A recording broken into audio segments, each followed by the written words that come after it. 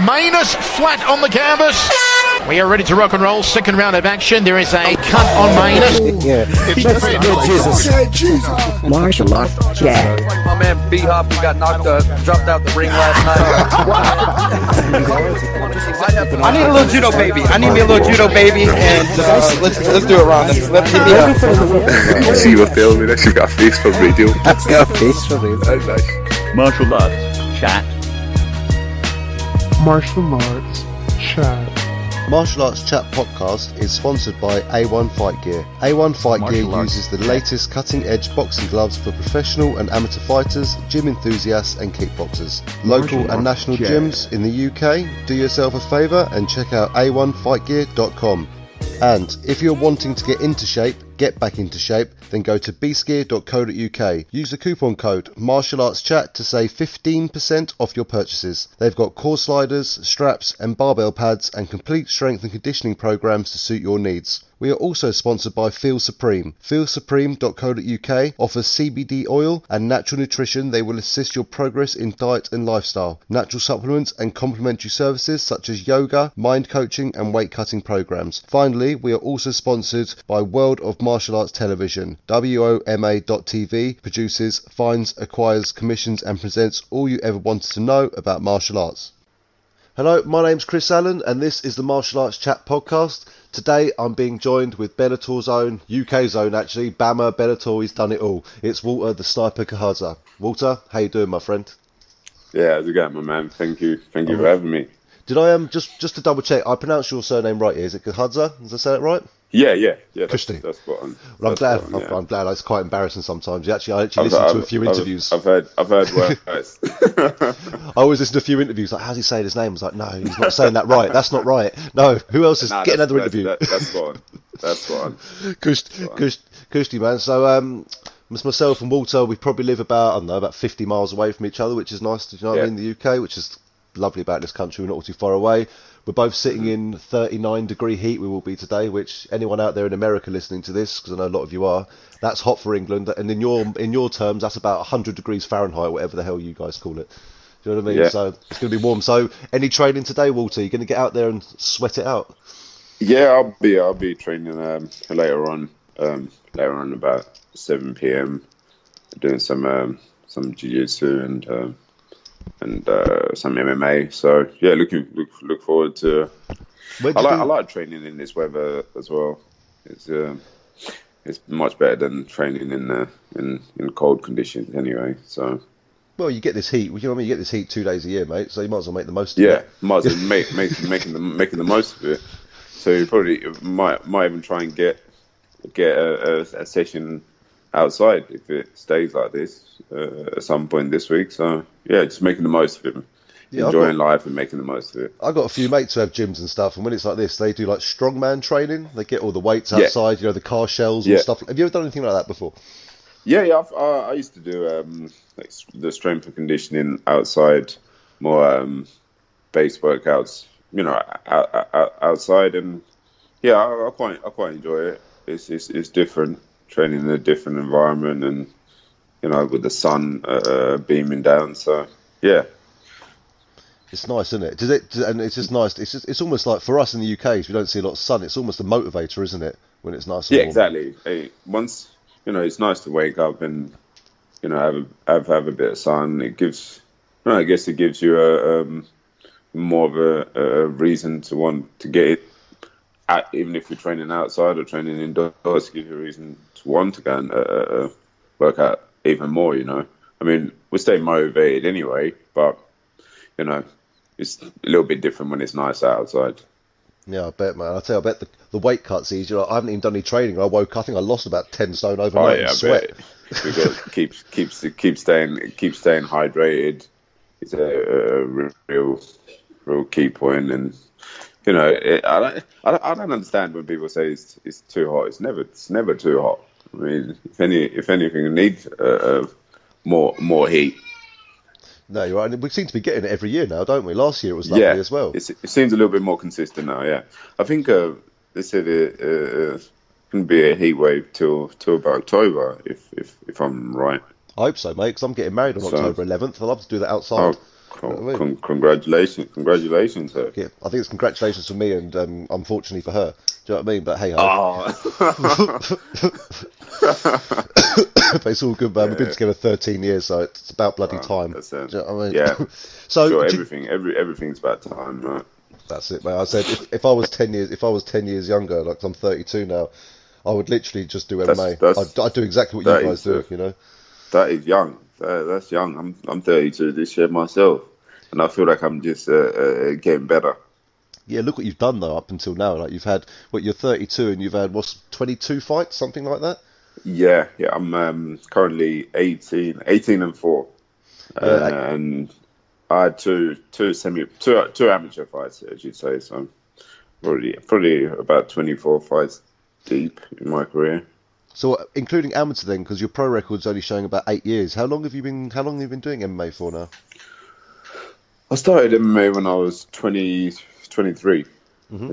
23. That's when I had my first semi-pro / amateur fight, and that would have been back in 2011. But I had a little layoff due to injury between 26 to 20. Yeah, I can see that. Was that the 2014? 2014, you're out for 2 years until 2016. About 2 years. Yeah, about 2 years actually. Yeah, about 18 months to 2 years. I was out, and so pretty 23, 24, 25, 26. I would say about 6 years active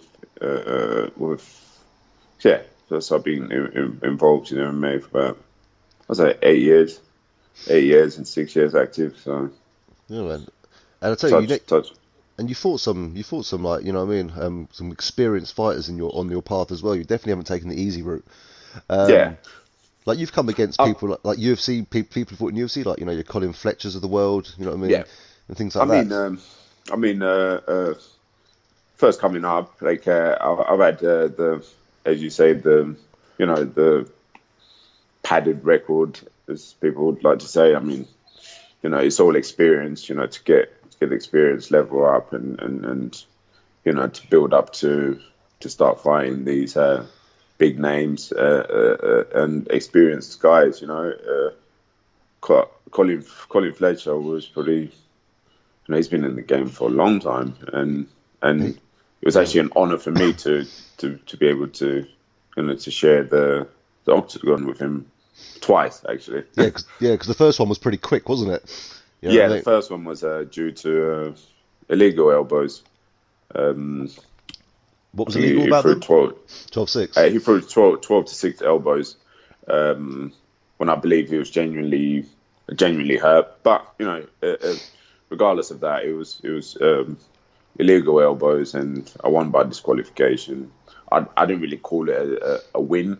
No. So for me to actually get a second chance to to go in there and fight against Colin was mixed emotions. I wanted to win the fight, but there was also a lot of emotion that was going in that as well. So, which I believe taught me a lot. I can see it. And talking about emotion, literally after the second fight with Colin Fletcher, it was only a couple of months you were fighting in Bellator. Like, how did that turn around so quickly? Because you took on Kent, didn't you? Yeah, I mean, I've had the journey we've had with Bama, thanks to Jude Samuel, is the promoter and / matchmaker for Bama. He's currently working for Bellator now. Yeah, he is. Yeah. So he's seen the whole journey, and we've had a working relationship with him, and he managed to match make me with Ken. Give me a call and say we've got a fight in May if you're interested. I just come off a loss from Colin Fletcher. Then I thought, well, you've got a fight for me on Bellator, on a major promotion, and I've just come off a loss. For me it was massive. So and it was Bellator 200 as well. Let's not forget Bellator that. 200. So I just jumped and I said, just let me know who it's against, and from then on, the journey's just been crazy. Like, coming off a three loss streak, get to fight on a major promotion, which is what every single MMA fighter is working towards. Whether it's the UFC, whether it's Bellator, whether it's there is a lot of top promotions, but for everyone in competing in MMA, it's obviously the UFC and Bellator. They're two major promotions. So for me, it's just been a crazy journey. Do you feel like, I feel it as well, and so I'm a big fan of both organisations, but do you feel like Bellator is at the same level as UFC now in skill wise? Like, you got people like Gegard Mousasi who came over and he was on a win streak before he left the UFC. You've got all these big names coming through now, especially like people like Fabian Edwards, Leon's, but all things like that. Yeah. Do you feel like winning a title in Bellator is just as good as winning a belt in UFC now? Absolutely. I think if you look at the talent in Bellator, even the talent that was originally there and the talent that's coming in now, it's stacked. It's a lot of good up and coming fighters. There's a lot of good new signings, and yeah, absolutely. Like, winning a title in Bellator is just the same as winning a title in the UFC in my eyes, or even getting the chance to be signed to Bellator. It's a big major promotion, and you're fighting at the top level. So that's it, man. Absolutely. Well, look at Kent. You fought Kent, and he recently fought Melvin Manhoef. And, do you know what I mean? that was no easy fight for him either. So you're fighting. You went in there. Kent was we took this fight with a serious consideration because Kent's a very experienced fighter. Especially in the stand-up. Discipline. He's fought a lot. He's had a lot of boxing fights. He's had a lot of stand-up fights. He's been fighting for a long time, basically, and we took it with serious consideration, and he was tough. He's I think he will go. I think he will go for a long time in Bellator. I mean, judging by his last performance against Melvin Manhoef, I actually had Melvin Manhoef was one of my all-time favourites, and I actually had Kent winning the fight. Yeah, it was close. It was very close. Like, I actually had Kent on. I actually spoke to Kent a couple of days ago on just as I can speak to you now, and I said, what a humble guy! What a humble guy! Oh, mate, yeah. Do you know what? He takes such positives from it as well. He's like, do you know what? I went 3 rounds with Melvin. I took his best shot, and I mean, I've never seen Melvin hit someone so hard and still crack on. Yeah. And one thing I'd like to say, actually, while I've got you on, is Kent had nothing but good things to say about you, Walter, as well. You're getting a lot of respect from him as well. He was really, and also I just want to mention as well, I spoke to Terry Brazier, and he has nothing but good things to say about you as well. So it's interesting. The last 2 or 3 people I spoke to have all mentioned you. These guys are real tough guys. Like, when it comes to fighting, like these guys are, they're real fighters, and they're my type of fighters. Like, they come to perform as well as fight and put everything on the line, So, what's there not to love about these guys, Yeah, man. It's just nice to hear what they'll say about you, saying like what a great guy. They were speaking to you not too long ago, and they always talk to you all the time. It's nice to know that you all have that sort of relationship, even though. Oh yeah, we've shared that moment. We've shared that that octagon and that cage. As I say, it's something that means a lot to not just a martial artist, but as a fighter, to be able to go in there and put it all on the line and be able to come out healthy and shake hands and still have a humble relationship. I still stay in touch with these guys. I speak to Ken, pretty much before every fight, or even now and then, and even Terry. We've got a good relationship. We're actually, we're friends. I see these guys as friends of mine. So I'll probably be doing some work with them in the future as well. So Well, that's so it. yeah, nothing but respect to any of these guys that I shared the cage with. No, 100%. And they said exactly the same thing they're saying about you. And but see, you talk about when you've come in your last 5-6 fights. Your losses have really only come against top opposition. Terry's a serious opposition. Nathan Jones is obviously on a tear as well. And what I want to quickly talk about is your last fight. I was present for your last fight.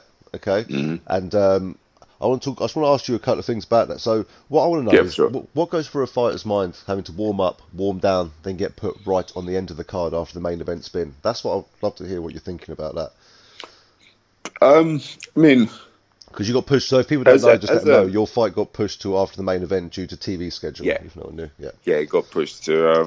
By the time we actually came out to the walkout, well, it was about 20 past 12, gone midnight precisely. Yeah. I'm a family man. I'm usually in bed for 10 o'clock. So like it was a bit of a shock to the system. I had to warm up about 4 times by the time I actually got to come out to fight. Yeah.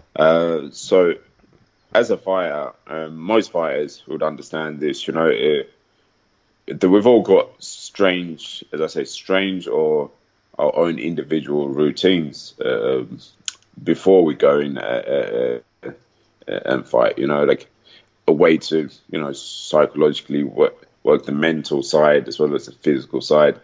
Get both of them prepared together, and it's like time. I'm ready to go. I'm ready to go and put it all on the line. So for that to happen once, twice, 3 times, and the 4th time, it was difficult. Yeah. Not an excuse. We would been at the arena for approximately 11 hours. Waiting, just waiting in anticipation. It was a bit. We was both in the same situation. Me and Oliver Enkamp. I believe it could have happened to either of us. It's just he had he played his game plan well, stuck to his game plan, and he was the better man that night. Well, you say the better man. I say you both were nearly catching each other in submissions quite a lot. And the reason I asked how you felt, don't take it the wrong way, but when I was watching you fight, I was thinking you don't usually make those mistakes sometimes on the floor, like being too high on the back and stuff like that. And I was thinking, is it because he's like, I'm not saying like, I was thinking like, has he just thought, you know what, I've warmed up, I've thought about this too much now, and just you're almost thinking, just get me out of here, sort of thing. But I'm not saying that was your mentality, but I was just, it was interesting. Not. You're looking at it from how you see it. Mm-hmm. So I totally see where you're coming from. It's things when you're mentally tired. I guess it's like in any sport. It kind of breaks your concentration. You start making mistakes and things like we even taking his back. If something that we wasn't in the game plan. We wasn't even planning to go and put hooks in, or it's just not what we do. Planning to take someone's back. Unless if they're really damaged and I can see a choke, I'll put my hooks in. But it's almost like it was real genuine. Like when I made these mistakes, I was like, damn, like. Did that just actually happen? Like the first time it happened, I was too high, then got shaken off. The second time it happened, I was just like, wow, really? Did I just do that again? I was more in a shock of, did I just attempt to take his back again and get shaken off again? But, it's, I take a lot from it. Like, it's definitely an experience, I'm just glad I was able to go out there and actually get to fight. It's probably it's a quick 4 minutes, but there's a lot that happened in those 4 minutes for sure. Oh yeah, mate. We'll say the last 11 hours. I think you could say, couldn't you? You know what I mean? Yeah, Yeah. And yeah. It's a because Kent said to me, he said he went backstage and was like, "What are you still doing here?" And you were like, "I'm about to walk out." yeah. Must have been Yeah, like, I was coming out and he's like, "You still doing it?" I was like, "Yeah." I'd been worked so hard for it, worked so hard to get to that, to that last 15 minutes. That last 15 minutes is probably the one every fighter looks forward to. It's the easy bit in my eyes, but long 11-hour wait, it just didn't really. It didn't help. It didn't help. But no. I asked myself before I came out to to actually make the walk. I do it for my family, number one, and number two, I do it because I love it, and I'm getting paid to do what I love. That's it. It just doesn't get any better than that. No, were the family there that night at all? No, the family wasn't there. It's my missus we're expecting another child, so congrats, man. she was watching on the telly. Yeah, probably best, just in case. Yeah, Yeah, so she was waiting in anticipation. Saying, I bet. You must have been thinking, oh God. Yeah, I kind of just didn't look at my phone really. There was a lot going on with my phone and people asking and whatnot, but I was staying focused on just making that walk and before trying to performing. Yeah, well, do you know what? You've had 3 fights in Bellator now. Two of them on the biggest stages Bellator put on, 200, and the Bellator London card was just amazing, wasn't it? It was massive. You're fighting on the same card as Gegard Mousasi, Paul Daly, people like that. How did that feel, knocking about with those guys in the back and things like that? I've been friends with.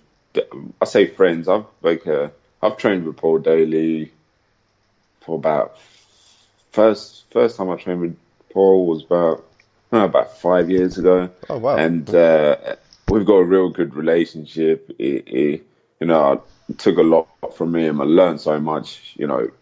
Coming up in the ranks as such. He kind of had me under his wing. His coaching staff. Coach Dave. Who does my corner as well. It just feels natural, because I've been friends with Daly and the relationship's real tight. I almost see him as a bigger brother, and nice. For him to go and put on a performance like that against tough Eric Silva, it felt great. In my eyes, that was the fight of the night.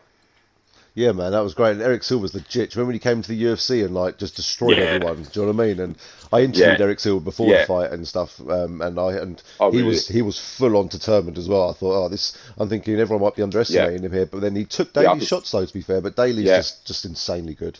Daly's like he's just a different caliber, And the first time I actually worked with him, I was just like, wow, I couldn't believe I was, in the same presence as him and actually sharing the mats with him. Yeah. Then years later, we're fighting on the same card. If you could ask me back then, I'd be like, I don't know, I'm not sure if that would happen. Not saying it as a doubt thing, but it's just the power of the mind and never giving up and just keep working and chipping away, regardless of what the result is. I know the W is important, but it's the lead up and the whole process that leads up to this. Yeah. Of course, you've had some journey as well, through lots of different organisations. It's been crazy. I mean, first shows I started on was UWC MMA, which is here in Southend, under my first and head coach Daniel Bazora. That was so UWC, UC MMA at the Troxy, for Bama, now it's Bellator. So it's been a crazy journey. It's like the Football League, isn't it? You've gone from like all the Yeah. different leagues, now you're in the Premier League. Yeah, different leagues. Now it's like now it's it doesn't get any better than that. That's you it, know, man. it's you find top opponents and competition. Like Oliver Enkamp, he was took that fight on serious consideration as well. I mean, it was a late replacement because I was originally meant to fight Carl Booth. That's it, Carl Booth, yeah. But he got injured, so Enkamp stepped in within 3 weeks' notice. So I actually, like, you know, at the weigh-ins, I was like, you know, I respect you for taking, you know, stepping up and taking this fight, you know, because he hasn't fought for a while either. I don't think either. No, he hasn't fought for. No disrespect to you, by the way. Yeah. That wasn't a dig, but yeah. No, of course not. No. I mean, the kid was. I say kid. I mean, the guy was. He was signed to the UFC, lost 2 fights, and he's just been getting better and better. So hats off to him. Like those 2 losses actually helped him and put him onto another platform and level. So yeah, man. I mean. And that's someone you can almost look up to yourself, like say, you know, you might have lost his fight experience, but then look what he's done after losing just one, you know. And I said, I said again, you're losing people like Terry Brazier, Nathan, and these people are like serious records, really tough opposition as well, and you're still stepping in there, but you're still standing them. Experience as well, yeah. And you were, and I say I love Terry as well, and I love you both, but that was probably when you fought Terry, that was probably the best first round of MMA you'll probably see for a long time. You know what I mean? Okay, like, yeah, that was. I mean, it was even, you know, against someone like Terry himself. Yeah. What were you think? What were you thinking when you after that first round? It's been crazy. Obviously, about the loss. Obviously, you're thinking, Jesus, man, what happened there? I mean, it was so much happening. Like, I guess, like if you was to write a story just about the first round, you'd have a hell of a lot to cover, you know, because there was just so much going on, you know, like from him in a place of nearly getting finished, the fight nearly getting stopped, and multiple times coming back and getting the job done and you know going through that adversity, you know, there's a lot of mutual respect there for sure. Yeah, in everyone's eyes, no one lost that fight. You know what I mean? We just think, I think the fans definitely won. You know, getting the chance to see that fight. You know, if anyone didn't see it live, like I could imagine what it seemed live. You know, it was a crazy fight. Yeah, mate, it was great, and I could watch it back over and over again, mate. It was great. But you know, as you say you could write a book on that first round. To be honest, well, I think people could probably write a book on your life. You know, as you said to me before, you lived in Zimbabwe till you're 14 years old. You know, so if you give us a bit of background, if you've got, you know what I mean, about the story, like from the move from Zimbabwe to the UK. Yeah, and growing up in Zimbabwe as well. Yeah, growing up in Zimbabwe was just. I mean. We were just happy, you know. It didn't really have a lot. There's not, you know, it's not. We was happy, just, you know, like just normal, ordinary people. You know, we appreciate. I've always been brought up to, you know, appreciate what I have, as well as work hard for something, especially if you're given something, a natural born talent like this. You know, it's. All I've had to do is just, you know, just work a little bit harder. So, like, growing up in Zimbabwe gave me a good, I guess, a belief system, you know, to, if anything, if you're facing adversity and, you know, you just get up and dust yourself up and learn from it and just keep going. So, I was there for 14 years, moved to the UK when I was 14. And from then on, I've just always been trying to discover what what's inside me and what I'm really good at, you know. And I was good at sprinting. I used to sprint. I used to play football. Football is obviously it's more of a team sport. Yeah. But I like to. I've always had a passion for fighting. You know, even growing up as a kid. You know, having the little scraps with the youngsters down the road, and it's more of a character building. So Yeah. I already had that character, and I just kind of discovered MMA, and everything else just led me onto here, onto this major promotion, and I'm just kind of just following the path and just enjoying it. Yeah, man. If you look back 15 years ago, you're thinking you'd never be where you are now, sort of thing, and it just Yeah, shows what hard work can do. 15 years ago, I just an ordinary kid. I guess a little bit, bit of a good boy. Definitely a good boy, because I was a prefect in school, so Oh, really? I Oh, was fair play to you. yeah, I was I was disciplined in that sense. I always believed, and my parents always believed that school's important. Give you discipline, and you have to work hard. Especially in MMA, like that's what translated it to MMA in a sense where it's an individual sport. If you don't revise, if you don't do your work when no one's watching, that's when it counts the most. When it comes to actually performing on that big platform, the 15 minutes, you're just gonna shame yourself in a sense. Yeah, man, and it just shows like just because you work really hard, and like you said with education and things like that. I can't remember Yeah. who it was now, but I think was it Liddell or Forrest Griffin, one of those old school Rich Franklin. One of them was like a qualified accountant or something like that, or a qualified like a solicitor, and it's like, but they're still happy to go in there and bang, So martial arts, as you're right, you need to have a good mind on your education because you have to think about, as you said, a lot of different things. Absolutely, like it is. I think it's also working on your mind game as well. Like this comes with time and experience. The whole mind game of MMA. I've had to like study and put different things into my game, like reading, listening to audiobooks and whatnot. Little things like that. Is I think that's actually more key than the physical side. The physical side is not as in depth. It's just work, work, work, work, work, work, work. And the mental side of the game is something that a lot of guys need to take and be aware of in order to get themselves onto the next stage, as I say, stage platform. To get the results out of yourself that you probably thought you couldn't get. Nah, that's it, man. You're definitely an example of it, and I really hope people are inspired by what you're saying and everything, mate. Because thank you very much. I appreciate that. Like, I've been to Africa myself. My father was in Tanzania for a while, and then obviously South Africa. So I know what the people are like over there. They're very friendly, laid-back people. They believe in hard work. They don't believe in getting anything for free.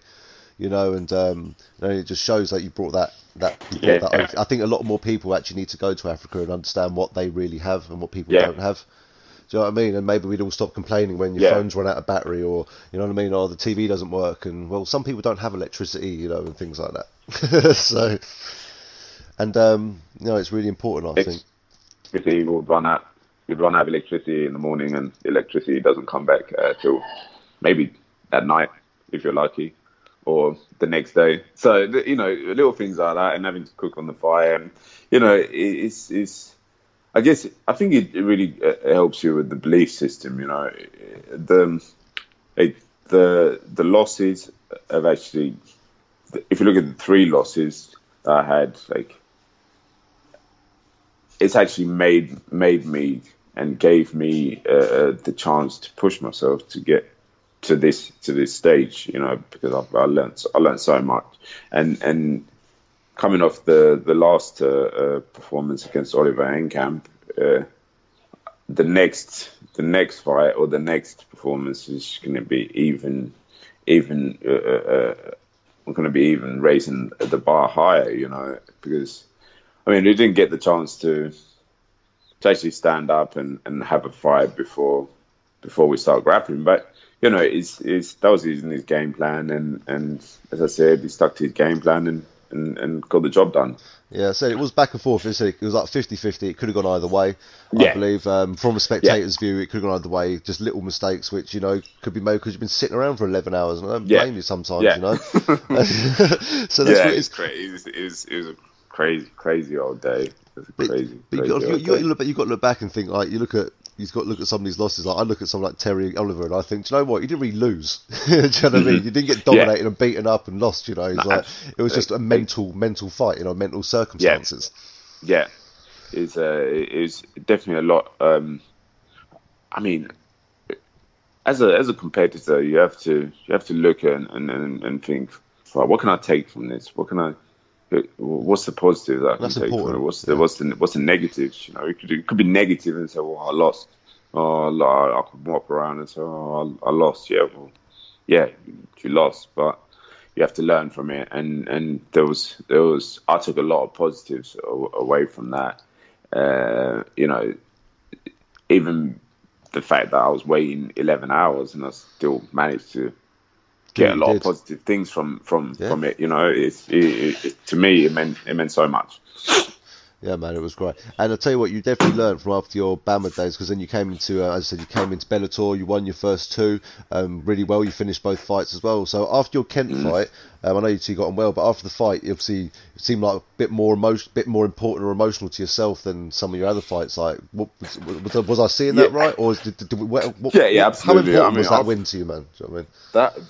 That win was, it just meant so much. I've just been asked offered a fight by a major promotion. I'll go in there against a tough opponent.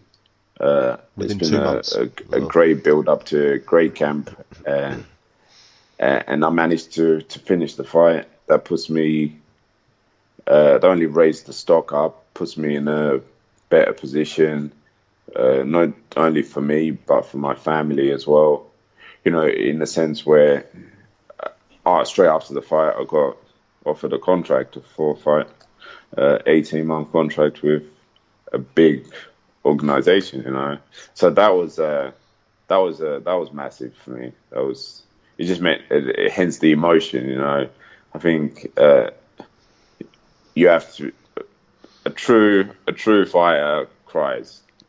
Like I'm not ashamed to cry. No, it's real genuine emotion. We put everything on the line in there, and it meant a lot. But it's your passion, though, man. I'm a football fan myself. Being from the UK, I'm a Crystal Palace fan. Everyone can hate me, whatever. Geez. Someone's got to be, mate. Right? Look, right. I used to live down the road from them. I said, Mum, what's that football stadium? She said, that's Crystal Palace. So I supported them. So leave me alone, okay?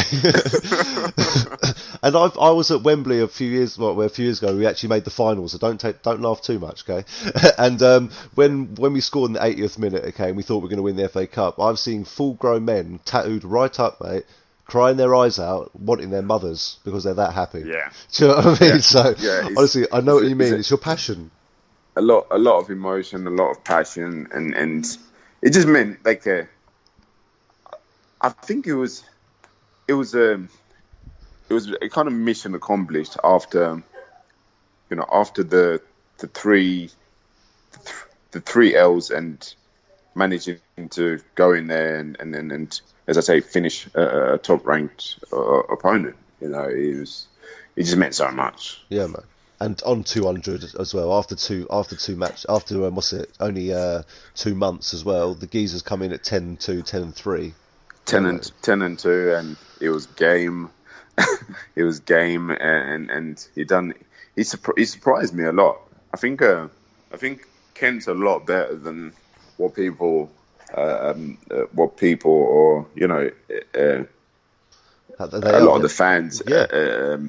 Why does he keep getting the big fights? He's not because he's shit. He keeps getting the big fights. And he went in against Alessio Sakara, who's UFC. I genuinely believe they fought. Not necessarily the promotion, but a lot of people would have said, written Kent off to say, well, Kent's going to get knocked out. Well, that was probably the plan, wasn't it? No disrespect to the promotion, but yeah. he goes in there, spoils it in a major way, and dropped him, knocks out Alessi's goal. Yeah. So I actually said to him, I said to Ken, I said, I know you're going to get the job done. Not only saying because I know that, I know that my stock would go up, but he went in there and done the job on him. Went in, against Melvin Manhoof, who a lot of people wouldn't want to fight, or wouldn't take the fight. Absolutely, and he goes in there and finishes him. No, not finishes. I mean, goes 3 rounds with him, and close enough to finish him. And takes his best shots as well. Yeah, exactly. So I mean, a lot went into that Bellator 200 camp. Went out to Colorado again. Was working with Neil Melanson, who was the head coach of Brazilians. I don't know if you're aware of him. No, but I'm definitely Neil down. Melanson is one of the best. How do you spell his surname? In the world. Melanson. Cool. Yeah. Thanks, man. Cool. Yeah. Carol. Sorry, mate. Yeah. He's a real experienced coach. Been in the game for a long time, and went out there, worked with him, and managed to get the finish against Ken. Is that fight where there's a lot of serious consideration that went into that fight. Yeah, but and then you so your next fight you fought Ruben Crawford. Lovely finish, lovely head kick finish. First question, you don't mind me asking, why did because I know you like to fight quite regularly. You fought that one fight was within 2 months, and then this fight was like what 10 months or something, or 8 months later. I think it's 9. I think it's 9 months. Yeah, man. 9 months. So last time I fought last time. Yeah, sorry. Last time I had fought Ken was May. So May, June, July, August. Yeah, about nine months. I guess I don't know. I mean, no injuries. In that space of time, that's when I got offered the contract. Then I guess it actually worked in my favor because in that time it gave me time to get better.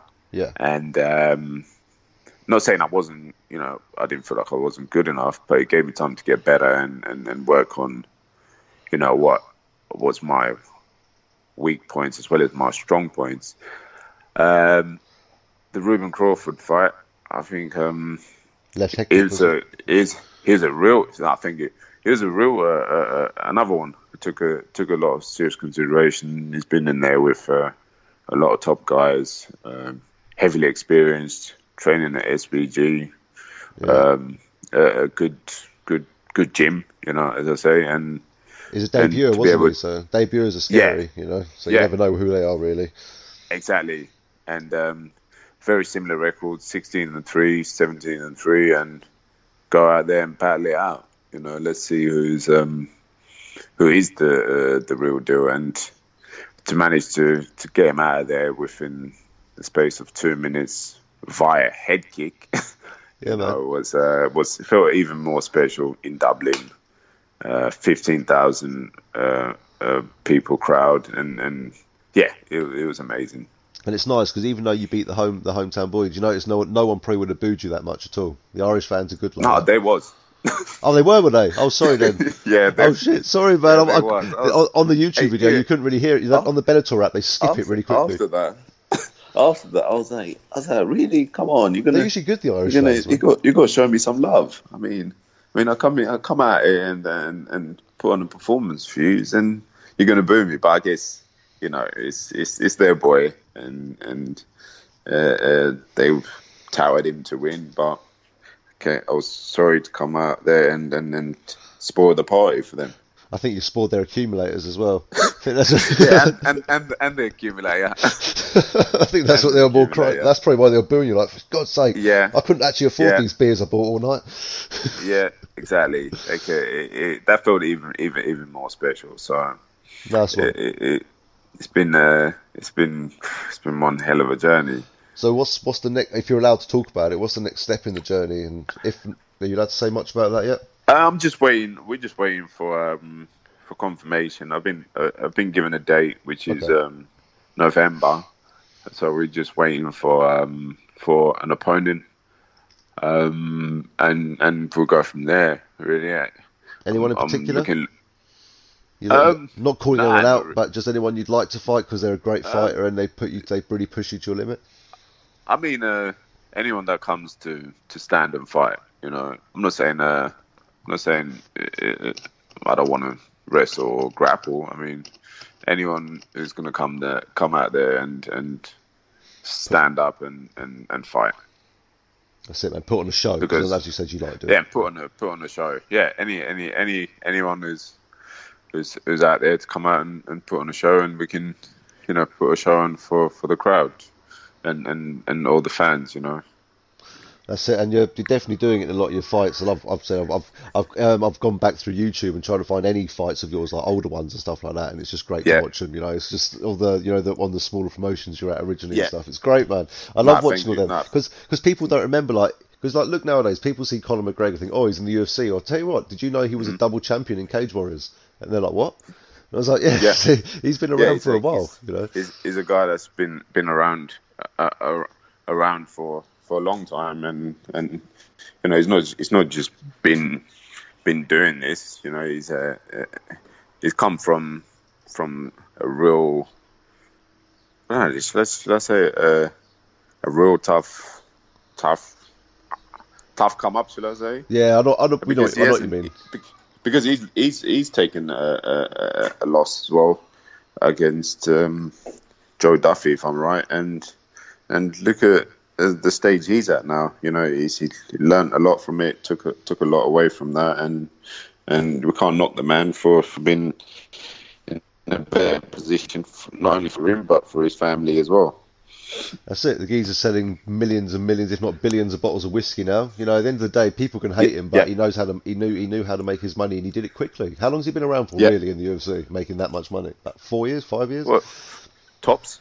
See you later. What's he- you what know? he- No wonder he's what he not about- coming back to the what he- cage. Would you come back and fight Khabib and get beaten up? I wouldn't. No, absolutely not. With all that I money under your wouldn't. belt. You wouldn't bother. I mean, he's a self. I say he's a successful businessman now. Yeah, man. Just He retire. doesn't need to fight as much. He was doing what he loved, and he got paid for it. A hell of a lot of money. Does he really need to fight anymore? Nah, that's it. But you know what? Conor McGregor gets spoken about enough. Let's stop talking about him. Let's talk about you. No worries. It's still done a lot for MMA though. For No, sure. I will give him his dues. As arrogant as he is. I mean, who I wouldn't love it. be? I love it, Who, though, would- to be who fair. wouldn't be? Yeah, man. And do you know what, right? If you think in the UK now, everyone might just say, oh, you watch that UFC, the Conor McGregor thing. But I tell you what, at least they're starting to talk about it. And they're starting to talk Yeah, about MMA in the UK. exactly. And now MMA is the fastest growing sport in the UK. SBG Yeah. must have too many people coming in their door. You know what I mean? Yeah. Through all this stuff. So how important, do you think that is, to the UK sport, like someone like McGregor and other great European fighters like Bisping and people like that, as well as Bellator doing European tours? It must be so important for someone like yourself to be on these European series they're doing. Absolutely. Because with these European tours, there's a lot of top guys. For example, just been on the card with Masasi.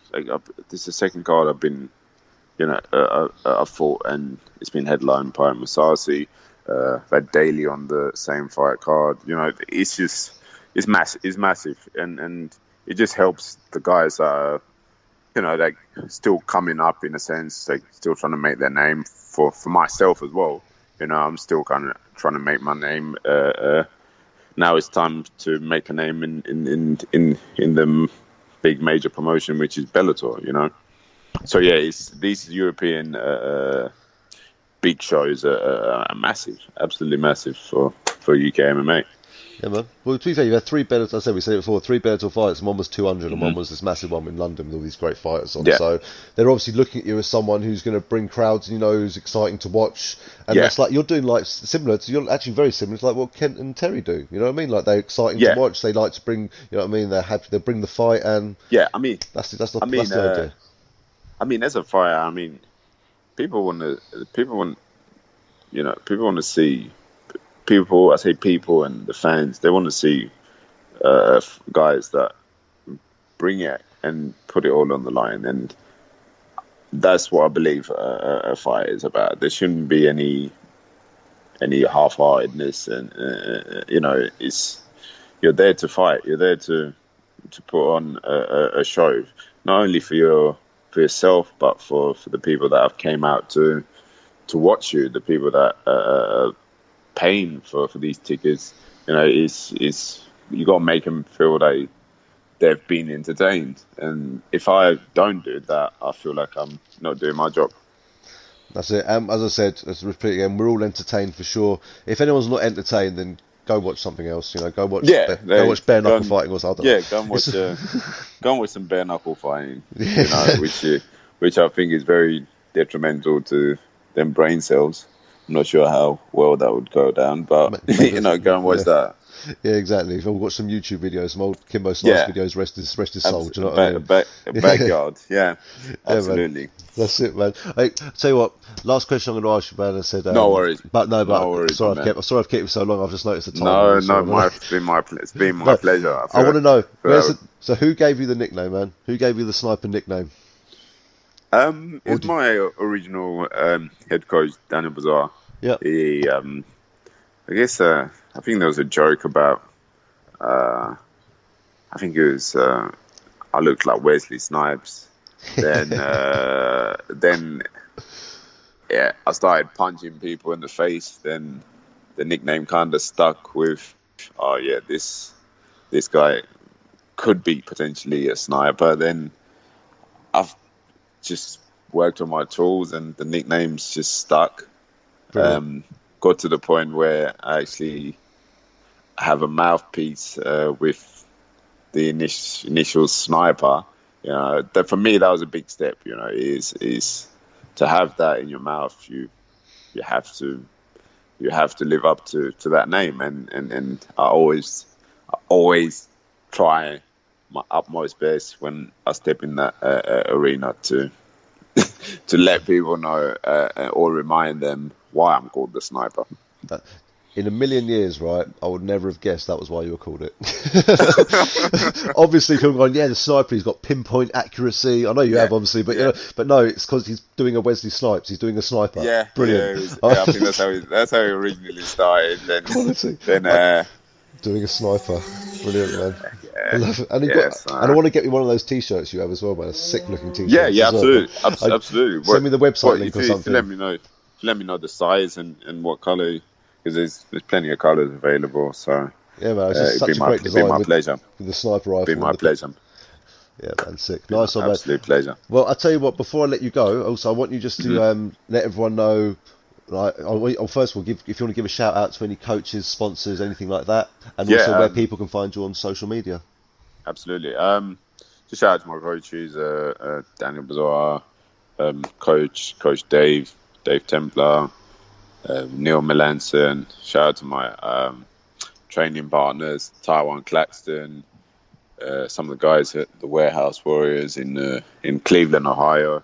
Shout out to TSG MMA down here in Southend.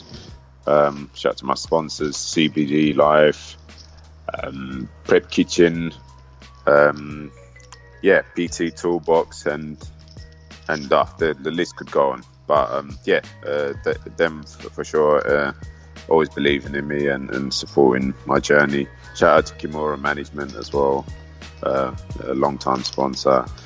And my Instagram is Walter_Gahadza, and you can find me on Facebook as well, Underwater Gahadza. And Push you, man. Well, like I said again, and from me, thank you very much for giving up your time. No, absolute pleasure. Thank you for having me, my man. No, mate, anytime. And do you know what? It'd be great if we can catch up again. Like, obviously, we'll keep in touch. Sure. But it'd be great to have another chat on the podcast again. Yep. Like, maybe before the next fight or after. It'd be great. Absolutely, or even before November, for sure. Yeah, we'll do it. We'll catch up before November. Once I get some news about an opponent or whatever, and we can definitely catch up.